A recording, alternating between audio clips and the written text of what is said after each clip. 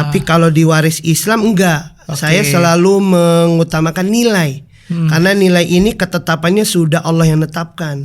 Nilainya segitu, nilai segini baru nanti kesepakatan. Makanya kalau yang di awal tuh nilai, insya Allah nggak akan berubah sampai hari kiamat gitu maksudnya. Karena nilainya baku kan. Karena zakat, kemudian waris sama hasil rampasan itu kan memang Allah yang netapin, bukan manusia nih. Jadi nggak ada nggak enak hati filosofisnya gitu paling. Ya memang ternyata hampir 70% Muslim hari ini belum melek waris. Assalamualaikum warahmatullahi wabarakatuh. Welcome back to podcast Suka Filmu. Kali ini kita akan berbincang-bincang bersama seorang konten kreator di bidang waris. Bersama saya sudah ada Mas Siddiq Al-Hakim. Assalamualaikum Mas Siddiq. Waalaikumsalam Mas. Sehat? Sehat. Alhamdulillah. Gimana perjalanan hari ini? Lumayan. Kita ya? jalan tikus tadi. Jalan tikus. Iya. Belakang-belakang tembus-tembus Margonda tuh lurus. Oh iya di sini tahu dah. Alhamdulillah. Dari perjalanan dari Bekasi sampai ke Depok luar biasa ya. Dengan mungkin lalu lalang yang mungkin macet nggak sih sana tadi? Macet Mas, cuma memang tadi lewat jalan-jalan tikus gitu, lewat jalan Karno itu loh, Karno terus masuk Cibubur, tiba-tiba udah di jalan Margonda, makanya tadi baru balas WhatsApp di Margonda tadi. Siap. Mas Siddiq, sekarang kan aktivitas sibuknya apa aja sekarang? Kalau sekarang sebenarnya kalau aktivitas harian ngajar di kampus, sama lagi diminta bantu bikin las amil jakal di lembaga tersebut. Cuma kadang kalau Selasa siang sama Kamis bantu juga konsultan waris Al-Azhar di Al-Azhar Pusat, cuma kantornya di depan Wali Kota Jakarta Timur. Terus juga yang konten-konten tadi sekolah waris itu buat konten, sama lagi iniin firma hukum. Firma hukum namanya Warisku. Dia itu berbasis konsepnya halal dan legal.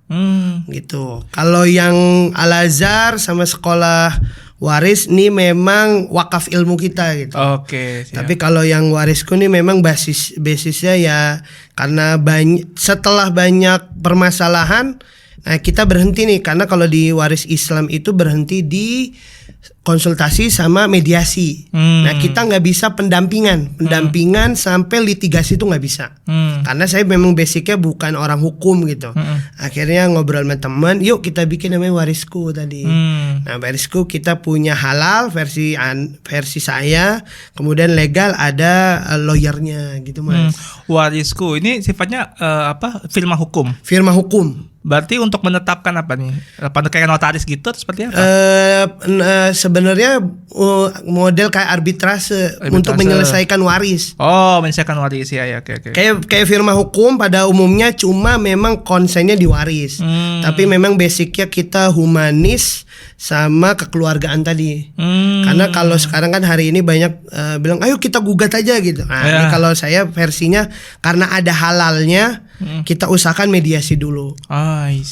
Kalau saya konsultasi mediasi udah biasa, udah sering gitu loh, sampai karena memang hobinya ngurusin orang gitu Mas. Ngurusin orang berantem. Ya jadi pendengar yang baik gitu. Iya. Oke, di konsultan waris berarti emang menengahi atau memberikan solusi atas masalah-masalah seputar waris ya? Iya, seputar waris. Sebenarnya lebih banyak mereka itu bingung untuk menyelesaikan gitu, karena kebanyakan hari ini tiba-tiba ada masalah waris, dia datangnya ke KUA. Dari KUA selesai nggak selesai, malah tambah bingung gitu, karena kan KUA ini makanya KHI tadi, kompilasi hukum Islam. Sedangkan kalau di Islam itu yang dipakai bukan kesepakatan di awal. Tapi kalau di KHI, perdata, kemudian hukum adat itu kesepakatan di awal. Ya udah deh boleh bagi rata. Tapi kalau di waris Islam enggak. Saya selalu mengutamakan nilai. Karena nilai ini ketetapannya sudah Allah yang netapkan. Nilainya segitu, nilai segini baru nanti kesepakatan. Jadi jangan kesepakatan di awal baru nilai, itu pasti balik gitu. Makanya di awal kalau udah mau dia ke pengadilan ya udah sok silakan. Tapi kalau mau diselesaikan sama saya ke ini dulu, nilainya dulu disebutkan, ini begini, si fulan dapat gini, bagian begini, baru nanti kesepakatan bagi rata boleh. Oh, berarti syariatnya dulu sampaikan Syariatnya harus dulu seperti ini sampaikan. nih. Baru nanti setelah itu saya udah tahu nih formulanya ini yang sesuai dengan syariat, baru nanti sepakati gitu. Ya, Oke. contohnya misalnya mudahnya gini, saya dapat misalnya 100 juta nih, atau 100 juta dikit, 100 M. Sandy dapatnya 50 M, misalnya gitu. Ya. Tiba-tiba udah dibagi rata 75. Kan nggak mungkin bisa begitu. Iya. Nah, seharusnya apa? Seharusnya saya sampaikan dulu, Mas, saya ini dapat 100, kamu dapatnya 50 misalnya, gitu. Nah, kalau udah dapat nilai, mereka mau nggak bagi rata? Kebanyakan hari ini nggak mau, karena sudah dapat nilainya. Iya. Karena itu tadi, makanya kalau yang di awal tuh nilai, insya Allah nggak akan berubah sampai hari kiamat, gitu maksudnya. Karena nilainya baku kan, karena zakat, kemudian waris sama hasil rampasan itu kan memang Allah yang netapin, bukan manusia nih. Jadi nggak ada nggak enak hati filosofisnya gitu paling. Oke. Berarti ya itu dia. Kalau kita bicara soal sebenarnya kalau kita masuknya ke hukum KUA misalkan KUA nih. Ya. Jadi kan katanya dia tuh basisnya kayak wedding agreement ya. Iya gitu ya, kayak agreement dulu ya gitu ya. Baru akan selesaikan. Cuman kalau seperti itu nanti secara syariat tuh apakah dibenarkan itu sesuai dengan perjanjian itu atau seperti apa? Kalau saya melihat sebenarnya dibenarkan enggaknya ini nanti kembali kepada orang yang bermasalah tadi. Tapi biasanya di lapangan nih terjadi kalau udah dia ke pengadilan dulu, itu pasti ada nanti itu ada perubahan hukum, maksudnya pembatalan hukum dari pengadilan tadi gitu. Karena apa? Karena tadi mereka bilang udah sepakat dulu deh. Padahal apa? Di situ masih ada yang gondok, kok dia dapat lebih besar, kok dia dapat ini, wah gitu. Bahkan ada yang memang kesepakatan pengadilan itu udah 20 tahun, 30 tahun penetapan pengadilan, akhirnya Pak ini saya dapatnya begini. Tapi kan tadi masalahnya itu ketika ada yang wafat, udah penetapan pengadilan kita batalin, terus harus didetailin nih. Didetailin alurnya, ininya, tahunnya, ada nggak harta yang dipakai, ada nggak harta yang udah dijual. Nah itu yang sebenarnya itu. Nah padahal kan kalau dalam Islam gampang aja. Kalau ada permasalahan kita dudukin. Kalau masuknya lewat saya dudukin, kita konsultasi, kemudian kumpul keluarga besar. Habis itu nanti mereka buat berita acara waris. Gitu. Mereka tahu, kita edukasi berita acara waris. Kalau ada berantem di situ. Kalau ada bayar hutang di situ. Kalau ada masalah yang belum selesai diselesaikan di situ. Ditulis di berita acara, selesai tanda tangan semua, dan itu jadi pernyataan. Nah, itu nanti baru bisa ke notaris. Dari notaris, atau kalau mau ke pengadilan dulu bagus, penetapan pengadilan baru ke notaris. Ini punya saya, ini punya Mas, ini punya ini gitu. Jadi jelas penetapannya gitu. Oke, berarti endingnya tetap di pengadilan ya? Pengadilan, karena memang waris Islam ini secara kekuatan hukum nggak ada. Hanya dia modelnya fatwa ya. Saran gitu. Tapi kalau tadi dinilai boleh nggak secara syariat, ya tadi kembali lagi kepada klien. Tapi kebanyakan orang yang sudah ke pengadilan, orang sudah itu, kalau dia muslim pasti dia balik lagi. Karena generasi 1 selesai nih, belum tentu masalah itu selesai di situ. Generasi 2, generasi 3, baru kemarin berapa hari ya, udah 2 hari atau 3 hari yang lalu itu datang, saya bilang padahal katanya udah ngaji, bahasanya udah ikut kajian kemana-mana ya, padahal itu gampang tinggal didudukin selesai gitu. Tapi dia nggak mau gitu. Ya udah akhirnya apa? Ya maunya digugat. Ya udah saya bilang, ya saya menyerah Bu, saya bilang kalau digugat Pak Bu saya menyerah, masuk aja ke warisku. Karena warisku kita ada lawyer tadi, ada legalnya tadi. Ya gitu paling itu. Oke, Mas, biasanya orang tuh ngonten tuh berawal dari keresahan. Ada masalah yang ingin coba diungkapkan gitu ya. Pengen ngasih solusi lah terhadap audiens di dunia maya. Boleh tahu nggak, Mas Sidik ketika ngonten itu apa sih keresahannya sampai kemudian bikin konten tentang waris? Keresahannya ya, sebenarnya ngonten ini udah lama gitu. Dan memang masalah ini udah lama juga karena belajar ini udah lama juga ya, maksudnya keresahannya tuh memang hari ini sebenarnya sih awalnya gini, saya diminta ngisi kajian gitu. Terus kajian yang memang bukan bidang saya gitu. Maksudnya dalam artian kalau saya ngisi ini kebanyakan masih muda. Kadang orang tua tuh, oh siapa sih anak muda gitu. Akhirnya saya bilang saya nyari bidang yang memang kalau berantem ada ketetapan, ya udah jelas itu ketetapan Allah gitu. Di samping situ waktu itu sering ngisi kajian muamalah gitu. Itu orang-orang tua banyak yang nggak cocok gitu karena kita anak muda gitu. Iya, masih kelihatan muda ya. Iya. Terus nggak cocok dengan Ustadz Cibubur itu loh. Nah, itu banyak kok nggak cocok begitu. Dengan ketidakcocokan itu dengan fatwa-fatwa, saya kan ngikutin terutama DSN MUI tadi. Mengambil DSN MUI karena memang ketetapan itu. Terus ini ya akhirnya dari situ ya udah deh kita fix ini waris gitu. Nah, cuma dari 2020-an itu memang nggak konsisten gitu. Nah, setelah kemarin qadarullah istri sakit tuh. Jadi akhirnya karena waktu itu sempat kerja nggak mikir itu, akhirnya istri sakit, yuk kita bantu orang lagi gitu. Tadinya saya jarang datang di Al-Azhar. Jadi kalau Selasa Kamis memang sering di Al-Azhar, cuma sibuk kerja, sibuk macam-macam, akhirnya ya udahlah kapan lagi bantu ilmunya Allah gitu. Akhirnya itu. Nah, tapi yang paling utama tuh saya bilang saya secara kemampuan nggak ada, saya pengen bangun rumah sebenarnya, rumah di surga nih. Jadi bantu orang gitu. Biar didoain banyak orang gitu. Sebenarnya itu dari situ berangkat, oh seru juga ternyata ya. Serunya itu ya memang ternyata hampir 70% muslim hari ini belum melek waris. Bahkan bukan waris aja, zakat pun sama, wakaf pun sama, ilmu-ilmu itu. Padahal sejatinya gini Mas, kan kita hidup itu ketika kita diminta nyari harta ada kewajiban namanya zakat. Ketika haul dan nisabnya selesai. Ketika dia sudah mati, harta itu sudah selesai, ada kewajiban yang harus dia selesaikan dengan ilmu waris tadi. Makanya saya bilang ini ilmu yang memang kalau bahasanya kalau saya nggak ada ini bakal kiamat gitu. Karena kan emang ini menahan orang kiamat gitu kan. Nah, akhirnya saya bilang ya mudah-mudahan dari sini banyak orang yang melek, akhirnya orang-orang yang ngerti, ayo edukasi waris.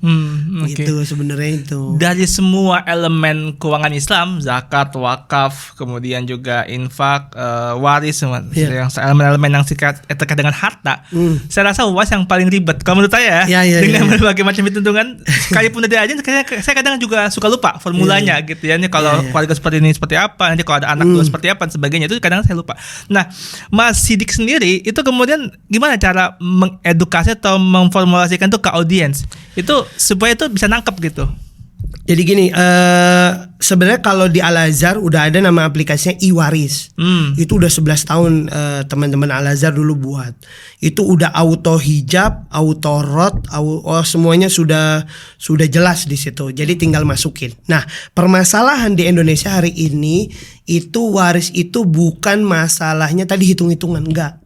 Jadi kalau udah hitung-hitungan, saya suruh keluarganya buka nih, coba buka aplikasinya. Ini hitung-hitungan saya kasih saya aplikasi bener nggak bener gitu. Tapi tadi masalah filosofisnya belum selesai. Kayak contoh misalnya hari ini bapaknya masih hidup misalnya. Misalnya orang tua saya masih hidup, bapak saya ngasih rumah ke saya, ke adik saya 3. Ternyata adik saya masih ada 2 yang belum dikasih rumah, bukan dikasih hibah. Habis itu bapak nggak ada, akhirnya kan ekonomi turun. Habis itu ibu juga nggak kerja. Nah, setelah itu apa? Adik nuntut nih. Ini biasanya begitu. Adik nuntut mau dong gitu. Nah, ternyata saya ini yang kadang ngapain sih? Itu kan dulu bapak ini karena saya paling berjasa gitulah. Wah, akhirnya ya udah ini selesai ribut di situ. Nah, pernah kita ada klien itu nyelesain ya sama kasusnya hibah belum selesai, hibah filosofis ketika mau dihibahin ternyata bapaknya wafat yang terakhir itu. Akhirnya saya bilang, Pak, mau nggak Pak ngasih bagian sedikit aja ke adiknya, biar dia legowo gitu. Ternyata dia nggak mau. Ya nggak selesai, sampai sekarang masih perang dingin gitu. Karena dia nggak mau gitu. Ya dia dapat nilai 500, dia suruh bagi, saya nggak mau gitu.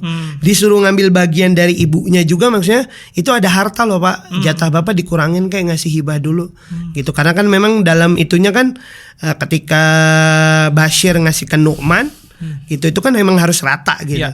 Nah sekarang ini masalah rata mah oke lah, kalau dia misalnya dia setuju nih, misalnya dapat rumah, rumahnya misalnya beda-beda tapi dia ya alhamdulillah. Masalahnya dia nggak mau ngasih, ini yang jadi masalah gitu. Padahal kan di Indonesia tuh filosofis ini yang belum selesai. Kita juga pernah dapat klien di Al-Azhar tuh dari zaman VOC. Jadi tanah itu dari zaman VOC kita ulurin lagi, siapa lagi gitu. Pernah juga kasusnya udah di pengadilan, bapaknya sampai wafat. Akhirnya bapaknya sampai wafat, akhirnya dia, karena dia minta ini warisan ini dibagi gitu. Bapaknya sampai wafat gara-gara dia ngasih surat gugatan pengadilan itu ke bapaknya gitu. Wah, banyak sekali filosofis itu yang sebenarnya PR saya sebenarnya gitu. Sebenarnya kalau saya bawa pusing sih, cuma ya enjoy aja gitu.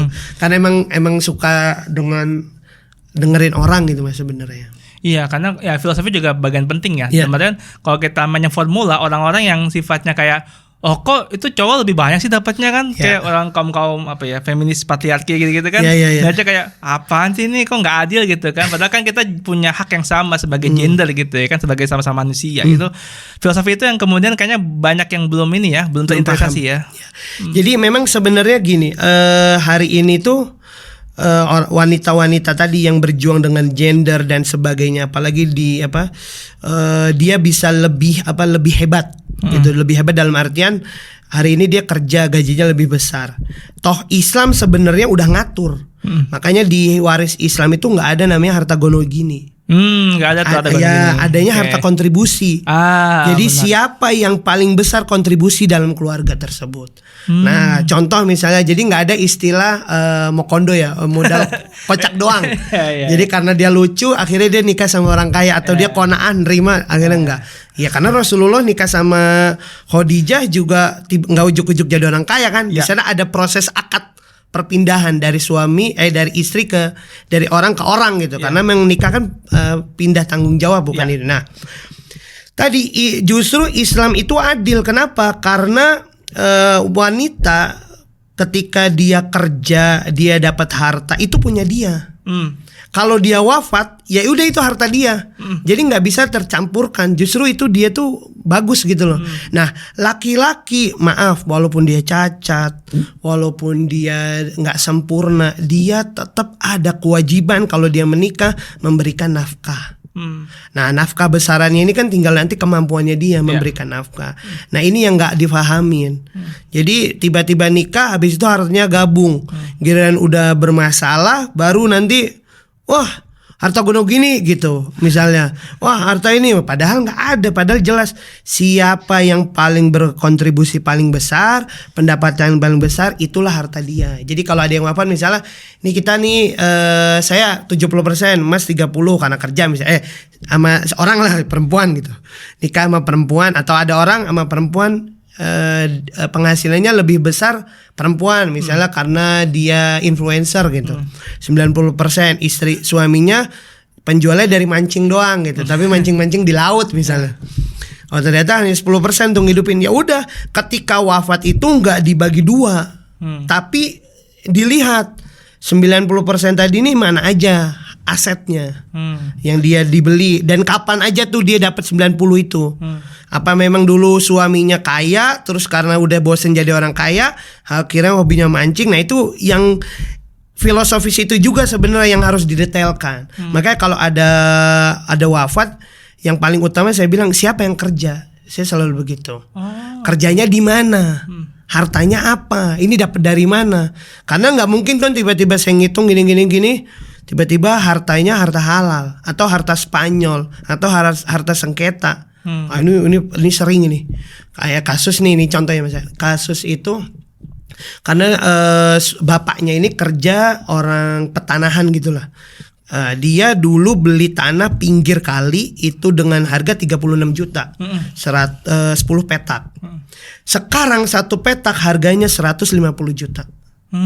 Terus dia pada bingung, keluarga ribut. Ini kan 10 petak ini kalau dikalikan udah 1,5 M kan. Dulu beli cuma berapa. Nah terus saya bilang, Pak ini gimana ya, saya bilang, hartanya yang mana? Saya bilang dikeluarkan dulu 36 juta, itu diberikan di keluarga, itu hartanya. Yang harta tadi tanah itu silakan didiskusikan, lebih baik dibalikan ke negara, karena bukan tanah dia kan.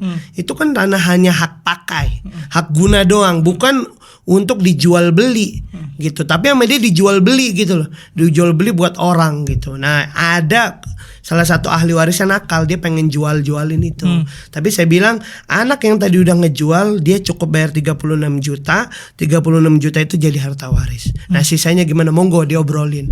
Karena itu hartanya masih gak jelas kan, ya itu punya negara gitu. Oke, tadi bicara soal siapa yang paling banyak berkontribusi. Nah ini yang menarik. Artinya saya coba ngambil kesimpulan yang benar atau salah, coba dikoreksi ya. Kan yang saya pahami adalah bahwa laki-laki lebih banyak jatahnya ketimbang perempuan gitu kan ya. Nah, kalau kita bicara soal kontribusi, artinya bisa kebalik dong. Perempuan bisa lebih banyak ketika kontribusi perempuan lebih besar dalam rumah tangga. Benar nggak? Benar. Oh gitu. Ya jadi kalau makanya tadi kalau dia lebih besar ya ditentukan besarannya dari kapan. Kalau maksudnya tadi ada perjanjian pranikah itu bagus juga. Oh boleh kayak gitu. Boleh gitu. Oke. Karena harta yang kita bawa sebelum menikah yaitu harta kita. Jadi nggak bisa harta sebelum menikah terus digabungin jadi harta bersama, nggak bisa gitu. Nggak bisa. Jadi nanti untuk membedakan, misalnya saya nikah udah kaya nih, nikah sama orang biasa, habis itu orang itu jadi kaya, enggak. Tapi tadi ketika sama-sama bawa harta ya udah perjanjian, kita sama-sama naruh modal di situ. 1 M perempuan, 1 M laki-laki, ya udah.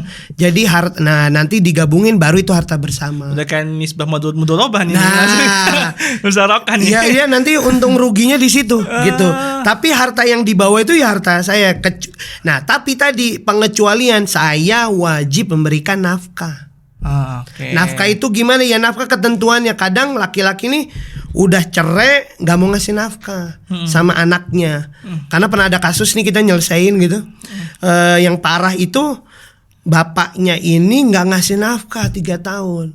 Padahal udah penetapan pengadilan dia wajib memberikan nafkah sekitar 3 jutaan. Ada 3 anak berarti 9 juta kali 3. Nah dia itu berhenti ngasih nafkah karena dia mati. Wafat tadi nih, dia udah mati, akhirnya dihitung lah gitu. Saya bilang itu dihitung, dikurangin hartanya, dibayar dulu hutangnya. Berarti kan hutang, karena nafkah hutang terhadap apa nih? Nafkah tadi belum diberikan, kewajiban dia. Kewajiban dia belum diberikan sama suami ini tadi, sama anaknya.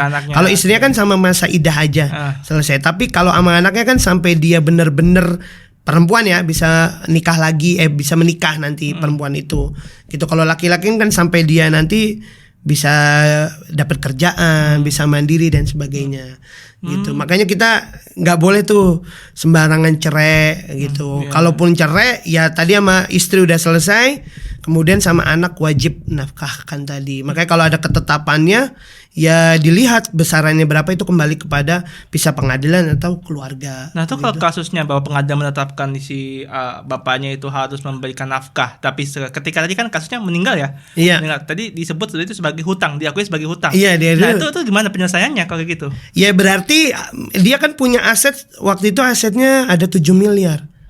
Ada aset 7 miliar dia seluruhnya. Nah akhirnya dari 7 miliar itu ditotal dulu nih.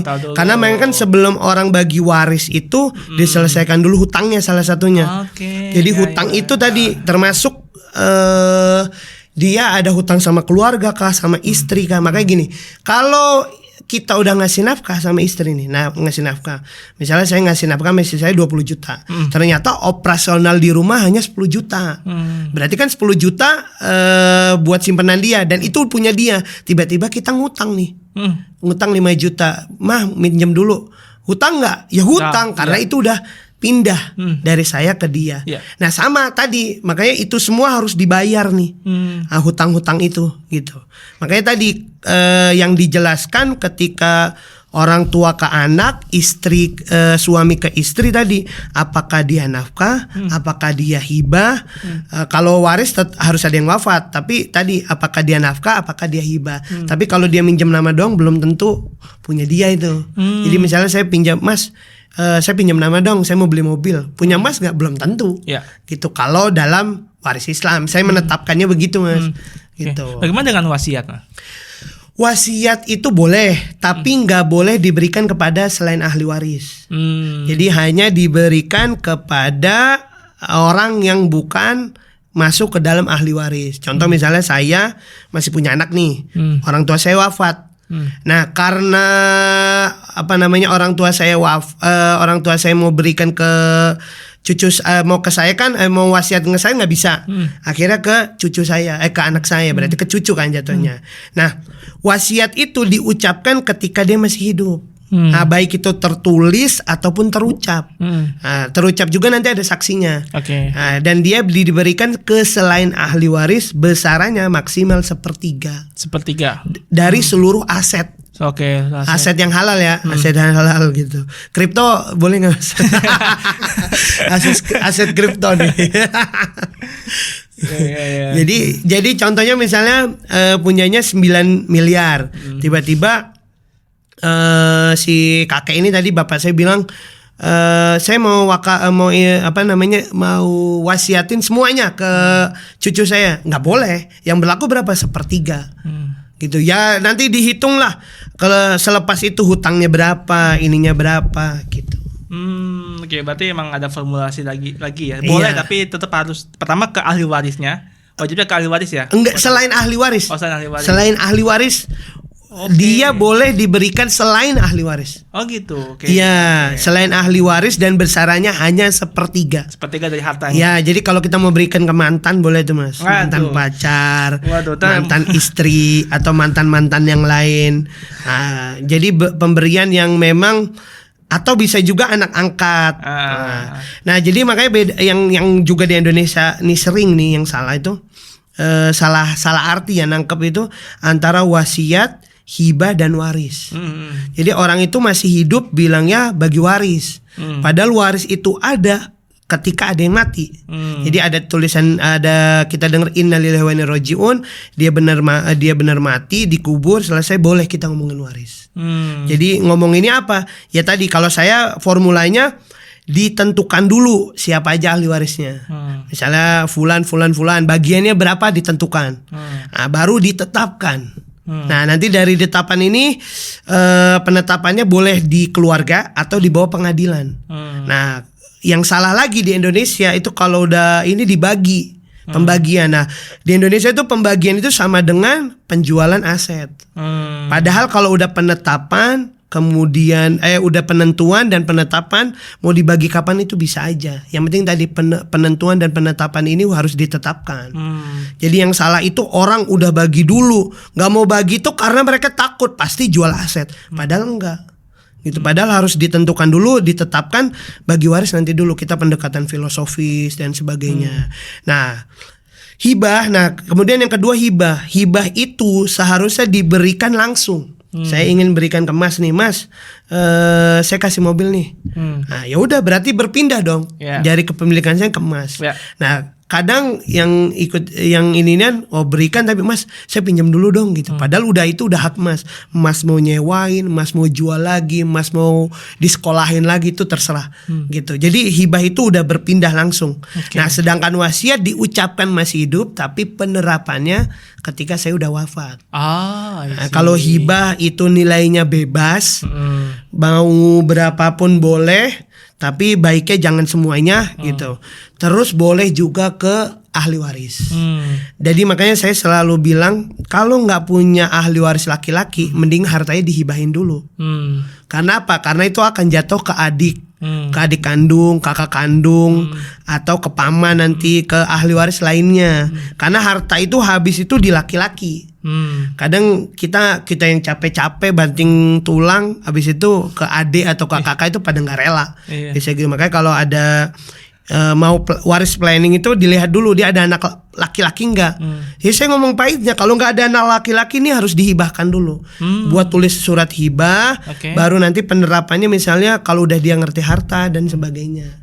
Gitu. Ada kasus di mana orang itu pengen anaknya itu nggak pengen jadi pewaris. Jadi pengennya tuh start dari nol gitu. Akhirnya harta yang dia punya ini udah disedekahkan aja ke mungkin ke pesantren atau ke yayasan kayak gitu-gitu. Tapi ada Mas. Saya belum pernah dapat soalnya. Ada riset. Jadi ada orang tua berprinsip seperti itu. Emang bukan muslim. Bukan muslim, tapi emang ada orang-orang yang kan ada bukunya tuh Reset from Zero apa gitu. Iya. Jadi pengen prinsipnya tuh anak gue pakai nggak mau jadi pewaris, dia harus rintis dari nol biar nggak ngerasain enaknya aja gitu. Iya Mas. Sebenarnya gini, kalau dalam Islam harta waris ini kan harta yang didapatkan cuma-cuma, nggak ada kerja keras. Ya bahasanya kita kayak mimpi di siang bolong ketiban duren. Bener ada duren runtuh, harta dapat. Ya sebenarnya tadi lepas dari apa prinsipnya, misalnya orang tuh enakan jadi perintis gitu. Padahal mah enakan jadi pewaris ya. Nerima harta itu paling enak gitu. Tinggal ngelanjutin daripada perintis gitu. Karena nggak semua orang bisa merintis gitu. Tapi tadi kembali lagi, harta waris itu harta yang didapatkan cuma-cuma. Jadi secara secara prinsip ya boleh digunakan harusnya. Kalau kita orang Islam nih. Jadi makanya jangan ada kata tabu, enggan, malu kalau ada harta waris belum dibagikan. Setidaknya orang-orang yang strata sosialnya tinggi nih pada melek nih. Jangan kasihan dong nih adik-adik lu nih butuh duit nih. Ya minimal dibagi, ditetapkan dulu dah. Karena sampai hari ini hampir tadi 70% orang belum menentukan dan menetapkan harta waris. Karena mereka masih mikir harta waris itu atau pembagian waris itu sama dengan penjualan aset. Ini salah ini. Gitu. Itu masih banyak. Makanya apa? Ketika dia mau jual aset, baru kita bagi waris gitu. Nah, makanya beberapa hari yang lalu juga datang kasus itu begitu. Kasusnya dia belum ada penetapannya sesuai hati nurani kakaknya. Ini adil nih menurut saya, kata dia gitu. Kamu dapat sekian, padahal adiknya itu cuma iya doang. Gitu. Akhirnya saya bilang dudukin aja Bu. Saya bilang dudukin kita ngobrol Pak Bu, kita ngobrol sama itunya. Akhirnya nggak mau. Karena dia udah tahu adiknya laki-laki ini dapatnya lebih besar. Waktu itu rumah 14 rumah. Gitu yang diwarisin. Saya bilang, wow, gitu. Dia cuma dapat 4 rumah. Kakaknya itu megang semua 4 rumah itu. 4 rumah semua. Cuma kan saya bilang, waduh, ini dari hulunya aja udah salah nih, gimana kita mau ngejual asetnya gitu. Karena ngejual doang boleh, saya bilang. Kalau mau ngejual doang gampang. Tinggal aja panggil notaris, pengacara, dikasusin, selesai, bisa dijual, dapat tanda tangan. Cuma nggak selesai di situ, kasihan bapak. Ya kan tadi orang mati itu selesai dengan urusannya ketika warisnya selesai. Gitu. Dia masih dapat dosanya, ya wallahu alam. Yang jelas dia masih dapat beban dosa tadi, hartanya belum selesai tadi. Tapi itu jadi gini, saya tuh sering banget yang lihat, bukan sering juga sih, tapi pernah lah ngeliat sinetron yang gonjang-ganjing rumah tangga, ada harta warisan, kemudian pengen dijual harta warisnya, dan mereka bilang jangan, itu kan warisan dari ibu, jangan dijual gitu. Ya itu tuh bener, sama boleh nggak sih kita jual harta waris itu? Sebenarnya boleh aja penjualannya. Cuma tadi kembali ke tadi template-nya tadi ditentukan dulu, baru ditetapkan, baru bagi waris. Karena sampai proses bagi waris itu sebenarnya seharusnya sudah teredukasi, filosofisnya sudah selesai, perasaannya sudah legowo. Jadi pernah ada kasus nih bener. Itu dia dari tahun 2020 nggak pernah ngomong adik kakak. Semenjak bapaknya meninggal. Gara-gara adiknya tuh pengen dapat kejelasan. Mak, ini kok harta segini banyaknya nggak dibagi, gitu. Diobrolin kek, tapi kakak-kakaknya pada nggak mau. Lu emak masih hidup ngomongin waris. Akhirnya saya diminta datang sama kakaknya. Kakaknya tercerahkan. Datang sama saya, malah dia yang kena senggol.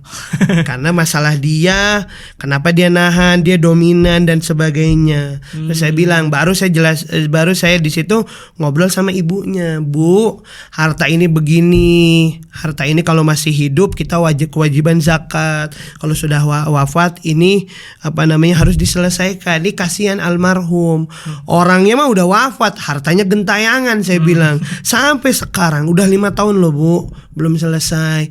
Jadi ibu harus legowo. Nah, jadi setelah dikorek-korek ternyata ibunya ini sering nangis karena si kakak ini dominan, selalu neken ibunya. Dianggap adik yang tadi ngomong itu lu pengen harta semuanya apa, padahal kan dia adik perempuan. Yang dominan ini laki-laki anak pertama. Makanya saya bilang harta penentuan dan penetapan itu wajib kalau ada yang meninggal. Nah, nanti dari situ baru dilihat ini milik masih harta bersama. Harta bersama itu misalnya ini rumah ini masih punya saya, punya Mas Dendi, atau masih punya keluarga besar. Tapi udah tahu tuh punya. Kalau nanti asetnya misalnya hari ini rumah ini 1M, 10 tahun kemudian 100M. Sama nggak kepemilikannya? Sama, punya saya, punya Mas, dan punya keluarga. Ya. Tapi nilainya bertambah nggak? Nilainya bertambah. Tapi kepemilikannya berubah? Enggak, tetap. Ya. Kalau nanti saya udah wafat atau salah satu ahli waris sudah dapat wafat, ya itu nanti buat ahli warisnya. Jadi nggak ada istilah ahli waris pengganti gitu. Memang itu nggak bakal dikasih, nggak ada badal. Jadi nggak ada badal. Tapi di KHI ada Mas. Oh, KHI ada badal. Ada badal waris. Oke. Ada badal waris, ada ahli waris pengganti. Tapi kalau di waris Islam ilmu faraid ini nggak ada. Oh, dalam ilmu faraidnya nggak ada ya? Nggak ada. Di KHI-nya baru ada ya. Karena kan memang ini campur-campuran lah KHI tadi. Gitu. Beberapa pasal tuh memang tidak sejalan dengan waris Islam tadi. Gitu, termasuk tadi ahli waris pengganti, harta gono gini itu termasuk itu. Makanya ketika nih sebenarnya mudah gini. Ketika ada yang wafat, kita langsung identifikasi. Ini harta punya siapa? Yang kerja siapa nih? Ya. Suami atau ibu. Oke, habis itu dihitung, detailin hartanya mana aja nih. Ini harta halal apa harta haram? Kalau yang Spanyol sengketa separuh nyolong. Oh, ya Allah. Ini Spanyol tuh apa ya? Separuh nyolong. Jadi duit korupsi nggak jelas, duit korupsi, duit suap apa. Kita nggak tahu nih. Ada Mas harta begitu? Ada nggak ada? Saya pernah kemarin tuh beberapa nanyakan. Ini saya dapat dari sini Bu. Maaf, yang ini jangan dihitung Bu. Saya bilang. Sedekahin. Ya bisa disedekahin, bisa dianuin kegiatan sosial gitu. Ya. Karena tadi uang panas. Kalau saya nganggap kayak termasuk uang riba gitu kan. Jangan Bu, gitu bilang. Ini buat kegiatan sosial aja. Gitu. Kayak tadi deposito, saya lihat, oh tabungannya begini. Boleh saya lihat Bu, tabungan segini, ada bunganya. Nah, ini bunganya dikeluarin Bu. Ini yang dibagikan. Sampai sedetail itu menyelamatkan orang mati ini, sebenarnya sampai sedetail itu. Makanya ilmu waris itu dibilang nisful ilmi. Karena tadi kita hidup ini kan selesai nih, ternyata masih ada fase kehidupan. Nah itulah dengan ilmu waris ini selesai tuh. Fase kehidupan kedua salah satunya. Makanya disebut dengan ilmu nisful ilmi, karena setengah kehidupan itu dibahas di ilmu waris ini gitu.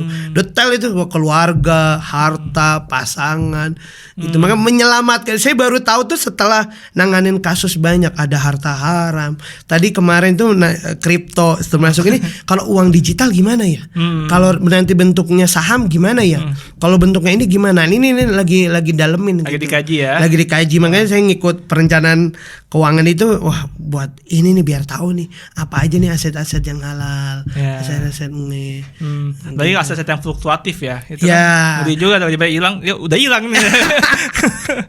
Makanya ini harus tahu nih gitu. Iya. Oke, Mas Sidik boleh nggak mungkin terakhir ya, closing statement apa yang Mas Sidik pengen sampaikan buat orang-orang supaya lebih mengerti soal waris? Satu pesan. Jadi teman-teman semuanya jangan menganggap ilmu waris ini ilmu tua atau lagi ilmu yang tabu. Jadi ketika ada keluarga kita yang sudah wafat 1 tahun, bahkan dari zaman VOC atau dari zaman sebelum Masehi pun, kalau memang belum dihitung aset warisnya, segera diselesaikan. Minimal tidak ada meninggalkan jejak keburukan ataupun konflikan di generasi berikutnya. Karena selesai mungkin di generasi satu selesai, oke sepakat. Karena masih pada hidup. Ketika udah mati, udah wafat semuanya, wah ini bermasalah. Saya nemukan masalah itu bukan di generasi ke-1. Kalau masih di generasi 1, alhamdulillah masih bisa dibenahin. Dari awal kita benahin, kita selesaikan berita acara semuanya. Tapi bermasalah timbul di generasi kedua, ketiga, keempat. Bahkan udah generasi kelima tuh pernah dapat. Oh segitu ya. Nah generasi 2 tuh umurnya udah 90-an. Jadi sampai segitunya itu kita menyelesaikannya gitu, kasus-kasus itu. Gitu sebenarnya itu. Jadi jangan takut, jangan tabu, datang aja, tanya aja sama orang yang ngerti, kemudian gimana solusinya ya diselesaikan, kemudian diobrolin sama keluarga besar. Gitu. Jadi jangan kesepakatan di awal, tapi nilai itu harus disampaikan dulu. Karena emang ini ketetapan Allah begitu. Siap. Makasih banyak Mas Siddiq. Teman-teman yang pengen konsultasi mungkin bisa langsung ke Instagramnya di @siddiqalhakim, teman bisa DM aja ya. Kalau ada masalah-masalah waris dan sebagainya, jangan sampai karena harta kita jadi retak gitu ya, bahaya banget. Makasih, see you next podcast, bye bye. Wassalamualaikum warahmatullahi wabarakatuh. Waalaikumsalam warahmatullahi wabarakatuh.